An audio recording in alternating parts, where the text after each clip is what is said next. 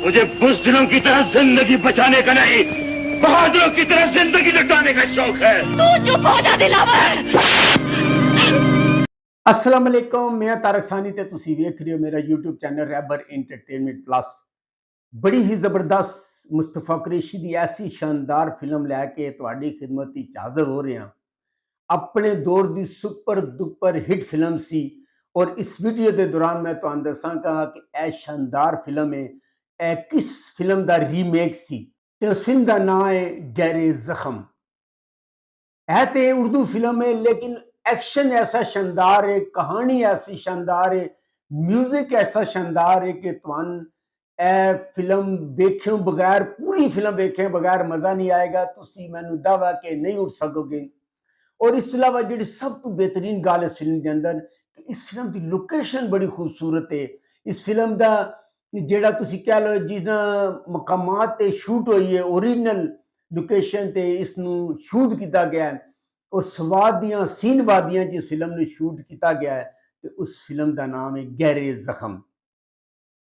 3 नवंबर 1979 बरोज हफ्ता वड्डी ईद का वड्डा तोहफा जिहड़ी फिल्म रिलीज हुई सी, उस दौर की सुपर डुपर हिट फिल्म सी। उस फिल्म का नाम है गहरे जख्म। मुस्तफा कुरैशी ने बड़ा शानदार काम किया है।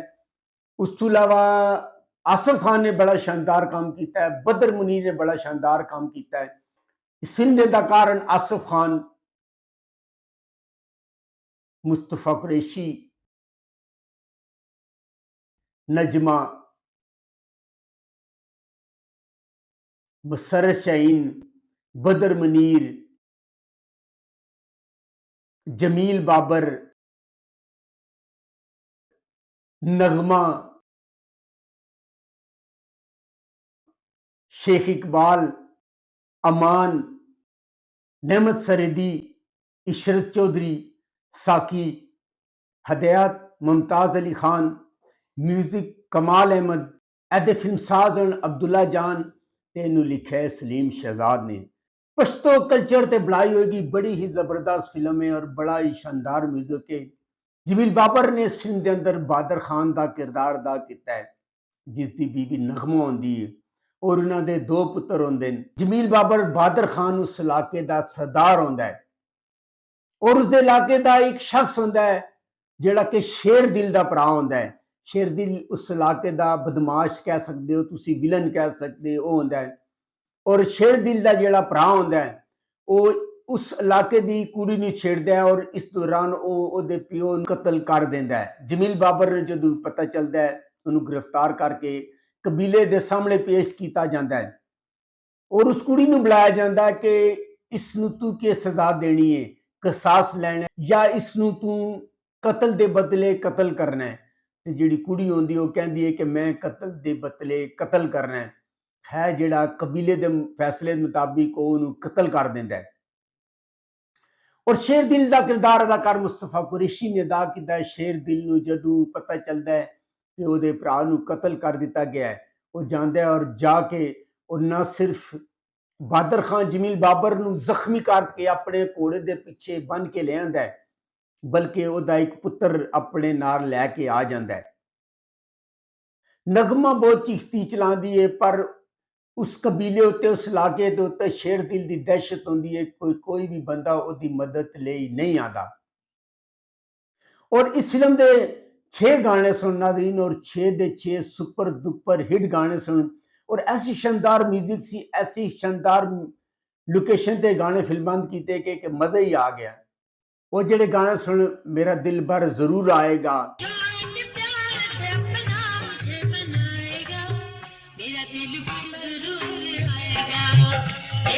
खुश नसीब हूं कि तू मेरे रूबरू है,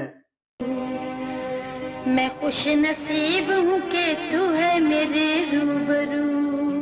मैं तेरे आगे आगे तू मेरे पीछे पीछे। और इस तरह के 6 गाने सुन, 6 के 6 शानदार सुन। मैं तुहानू कुछ ना कुछ क्लिप इस रिव्यू के दौरान, इस तारा के दौरान उन्होंने सुनावांगा। लो जल गए दिए प्यार के, प्यासे दिलों की मुलाकात है। ते जदों शेरदुल उन्होंने चुक के लै जाता है और अपने कोल उन्होंने रखता है। इस दौरान तुसी आम फिल्में देखा होगा कि बच्चे की यादाश्त चली जाती है ਉਹ ਜਿਹੜਾ ਸ਼ੇਰਦਿਲ ਹੁੰਦਾ ਉਹਨੂੰ ਦਲੇਰ ਖਾਨ ਨਾਮ ਉਸਦਾ ਰੱਖਦਾ ਹੈ। ਦਲੇਰ ਖਾਨ ਦਾ ਜਿਹੜਾ ਕਿਰਦਾਰ ਅਦਾਕਾਰ ਬਦਰ ਮਨੀਰ ਅਦਾ ਕੀਤਾ ਹੈ, ਤੇ ਉਹਦਾ ਜਿਹੜਾ ਦੂਸਰਾ ਭਰਾ ਹੁੰਦਾ ਹੈ ਉਹ ਆਸਫ ਖਾਨ ਹੁੰਦਾ ਹੈ, ਤੇ ਆਸਫ ਖਾਨ ਦਾ ਜਿਹੜਾ ਨਾਮ ਹੁੰਦਾ ਹੈ ਦਿਲਾਵਰ ਹੁੰਦਾ ਹੈ। ਔਰ ਦਿਲਾਵਰ ਇੱਕ ਲੋਫਰ ਟਾਈਪ ਤੁਸੀਂ ਕਹਿ ਸਕਦੇ ਹੋ, ਜੂਆ ਖੇਡਦਾ ਹੈ, ਇਸ ਕਿਸਮ ਦਾ ਸ਼ਖਸ ਹੁੰਦਾ ਹੈ।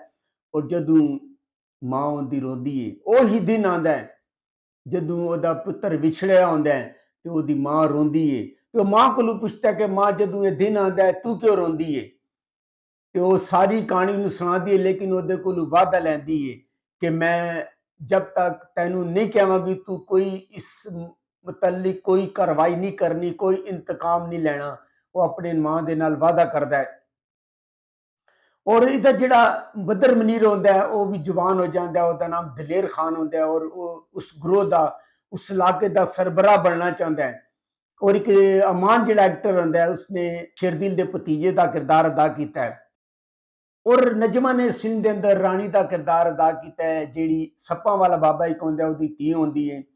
ਔਰ ਰਾਣੀ ਜਿਹੜੀ ਹੁੰਦੀ ਹੈ ਉਹ ਆਸਫ ਖਾਨ ਦੇ ਨਾਲ ਮੁਹੱਬਤ ਕਰਦੀ ਹੈ, ਲੇਕਿਨ ਸ਼ੇਰਦਿਲ ਹੁੰਦਾ ਜਿਸ ਤਰ੍ਹਾਂ ਹਰ ਫਿਲਮ ਵਿੱਚ ਤੁਸੀਂ ਦੇਖਿਆ ਹੋਵੇਗਾ ਕਿ ਉਹ ਜੁਆਰੀ ਹੁੰਦਾ ਹੈ, ਉਹ ਜੂਆ ਖੇਡਦਾ ਹੈ। ਔਰ ਅਬੀ ਖਾਨ ਜਿਹੜਾ ਨਿਆਮਤ ਸਰੀਦੀ ਹੁੰਦਾ ਉਹਦੇ ਕੋਲ ਬਹੁਤ ਸਾਰਾ ਉਹ ਕਰਜ਼ਾ ਲੈਂਦਾ ਹੈ, ਉਹ ਜੂਏ 'ਚ ਹਾਰ ਜਾਂਦਾ ਹੈ।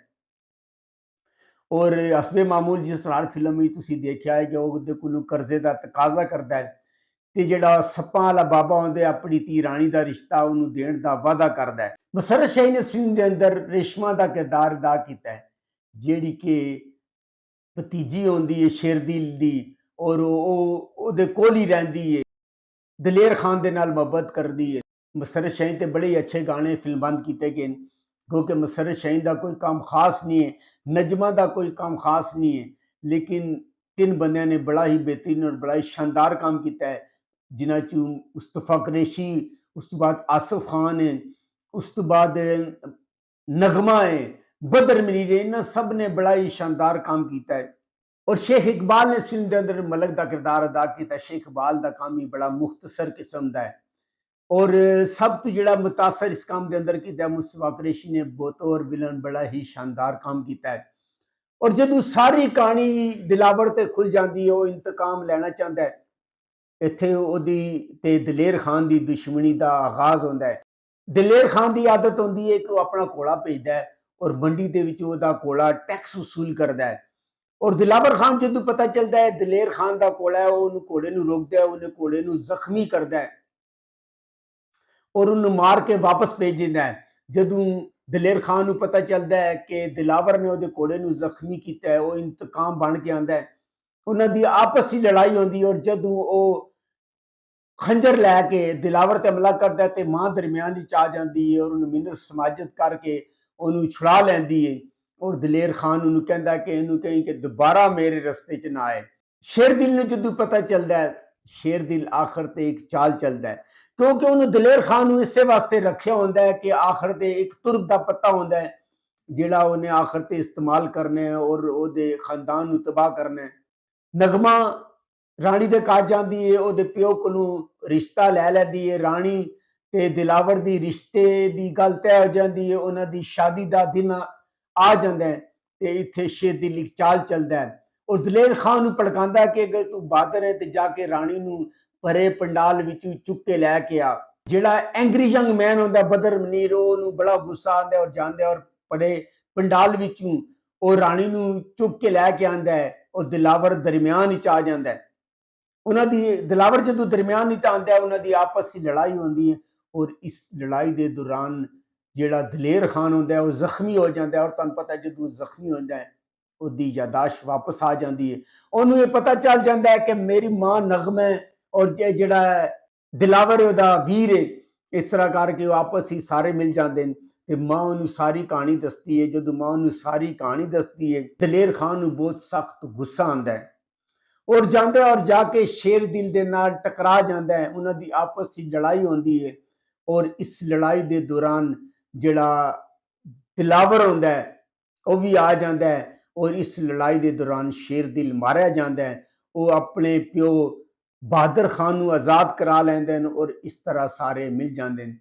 और मैं तुहानूं दस्सना चाहां कि यह फिल्म यूट्यूब पर मौजूद नहीं है, इसका म्यूजिक अलबत्ता तुहानूं यूट्यूब पर चंद गाने मिल जाएंगे, लेकिन टोटल गाने है तुहानू यूट्यूब ते नहीं मिलणगे। अगर तुहानू मेरी मालूमात अच्छी लगी होवे मेरे चैनल नू लाइक करो, सब्सक्राइब करो ते शेयर करो ते नेक्स्ट वीडियो तक रब राखा।